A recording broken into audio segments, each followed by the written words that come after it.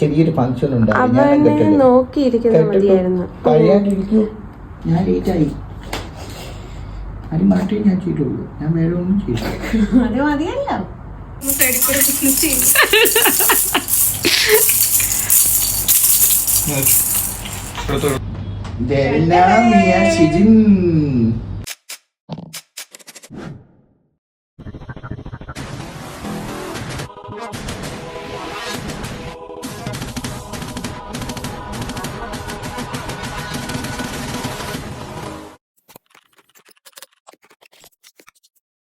Hello, ഇങ്ങനെ കിടന്നുറങ്ങിയാൽ മതിയോ? ഇന്ന് നിന്റെ 28 കേട്ടാ.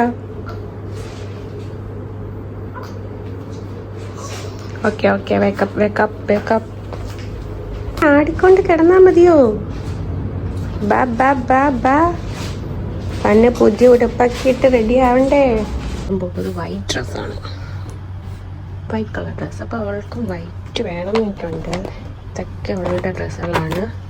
ഗ്രീനുണ്ട്, പിങ്കുണ്ട്, വൈറ്റ്. ഈ വൈറ്റ് ഇട്ടാലോന്നാണ് ഞാൻ വിചാരിക്കുന്നത്. ഈ 28 ദിവസത്തിനിടയിൽ അവൾക്ക് ഒരുപാട് ഡ്രസ്സൊക്കെ ഗിഫ്റ്റായിട്ട് കിട്ടിയതുകൊണ്ട് നമുക്ക് ആകെ കൺഫ്യൂഷനായിരുന്നു ഏത് ഡ്രസ്സ് ഇടണം എന്ന്. അങ്ങനെ പിന്നെ നമുക്ക് 3 പേർക്കും എല്ലാവർക്കും ഉള്ളത് ഒരു വൈറ്റ് കളർ ഡ്രസ്സ് ആയതുകൊണ്ട് നമ്മൾ ബേബിക്കും വൈറ്റ് കളർ തന്നെ സെലക്ട് ചെയ്യാമെന്ന് വിചാരിച്ചു. അങ്ങനെ ഞാൻ ആദ്യമേ അങ്ങ് റെഡിയായി. ഞങ്ങൾ റെഡിയായി എത്തിയപ്പോഴത്തേക്കും എൻ്റെ ഫ്രണ്ട് എത്തിയിട്ടുണ്ടായിരുന്നു, അമലു. അപ്പോൾ അവളും മമ്മിയും കൂടെ ചേർന്ന് അവിടെ ഫോട്ടോ എടുക്കാനുള്ള ബാക്ക്ഗ്രൗണ്ടും കാര്യങ്ങളും ഒക്കെ അങ്ങ് സെറ്റ് ചെയ്യുന്ന തിരക്കിലായിരുന്നു. അങ്ങനെ അവരെ കൊണ്ട് പറ്റുന്ന രീതിയിൽ ചെറിയ രീതിയിലൊരു തട്ടിക്കൂട്ട് സെറ്റപ്പൊക്കെ നമ്മൾ അവിടെ റെഡിയാക്കി എടുത്തു. അത് കഴിഞ്ഞ് അവൾ അവിടെ ഫോട്ടോ എടുക്കാനുള്ള ലെൻസൊക്കെ റെഡിയാക്കുകയാണ്. മമ്മി ടേബിളിൽ കുറച്ച് ഡെക്കറേഷനൊക്കെ റെഡിയാക്കുകയാണ്. ബേബി അവിടെ കിടന്ന് ഉറങ്ങുന്നുണ്ട്.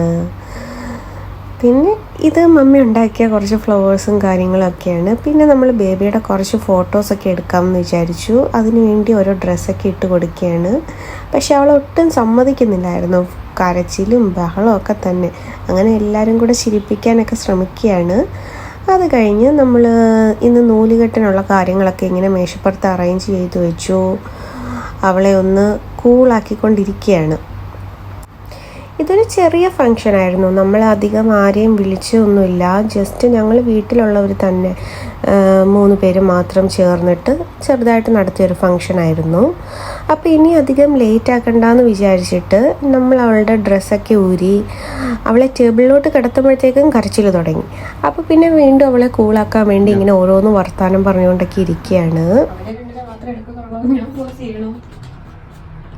അച്ഛനും മക്കളും പെൺമക്കളും ഒരു രസമാണ്. അവളെ നോക്കുന്നത് കണ്ടെടുക്കാതെ നോക്കുന്നു. First hero. അങ്ങനെ എല്ലാ ബേബിയെ പോലെ തന്നെ നമ്മുടെ ബേബിക്കും കയ്യിലിരിക്കുന്നതാണ് ഇഷ്ടം. താഴെ വെക്കും, കരയും, വീണ്ടും എടുക്കും. അങ്ങനെ കയ്യിലങ്ങ് സുഖമായിട്ട് ഇരിക്കുകയാണ് ആള്.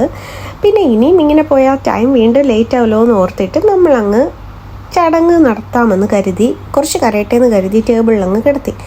അങ്ങനെ പിന്നെ മമ്മി പ്രാർത്ഥിച്ചൊക്കെ കഴിഞ്ഞിട്ട് നമ്മൾ ചരടുകെട്ടും കാര്യങ്ങളൊക്കെ കഴിഞ്ഞു. അപ്പോൾ അമലു അവിടെ ഫോട്ടോ എടുക്കുന്ന തിരക്കിലായതുകൊണ്ട് തന്നെ നമുക്ക് വീഡിയോ എടുത്തു തരാൻ ആരും ഉണ്ടായിരുന്നില്ല. അങ്ങനെ ചടങ്ങ് കഴിഞ്ഞതിന് ശേഷം നമ്മൾ നെയിം റിവീൽ ചെയ്യാൻ പോവുകയാണ്. ഇതാണ് നമ്മളെ നെയിം റിവീലിംഗ് ബോക്സ്. ഈ ബോക്സ് നമ്മൾ എങ്ങനെയാണ് മേക്ക് ചെയ്തതെന്നുള്ള വീഡിയോ ഞാൻ കഴിഞ്ഞ ദിവസം ഇട്ടിട്ടുണ്ടായിരുന്നു. കണ്ടിട്ടില്ലാത്തവരൊന്ന് പോയി കാണണേ. അപ്പോൾ അച്ചാച്ചൻ അവിടെ കുഞ്ഞിൻ്റെ ചെവിയിൽ ഇങ്ങനെ പേര് പറഞ്ഞു കൊടുത്തുകൊണ്ടിരിക്കുകയാണ്. 3 പ്രാവശ്യം ഇങ്ങനെ സൈലന്റ് ആയിട്ട് വിളിക്കണമല്ലോ.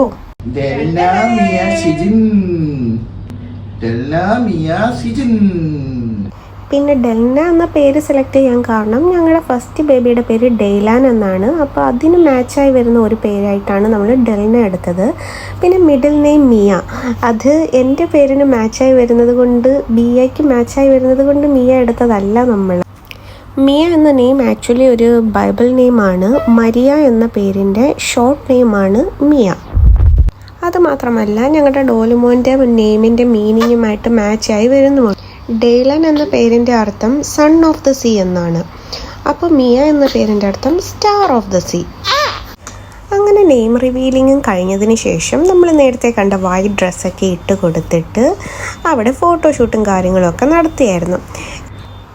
ഒരു പ്രാവശ്യവും കൂടെ കരഞ്ഞതിന് ശേഷം ഇനി കരഞ്ഞിട്ടൊരു കാര്യമില്ല, ഇവരെൻ്റെ ഫോട്ടോ എടുത്തിട്ടേ വിടുമെന്ന് അറിയാവുന്നത് കൊണ്ട് കുഞ്ഞ് സുഖമായിട്ട് കിടന്നങ്ങ് ഉറങ്ങി. പിന്നെ നമ്മൾ എന്ത് ചെയ്തിട്ടും ആൾ ഉണർന്നതേ ഇല്ല. അതുകൊണ്ട് തന്നെ നല്ല കുറേ ഫോട്ടോസൊക്കെ എടുക്കാൻ കഴിഞ്ഞു.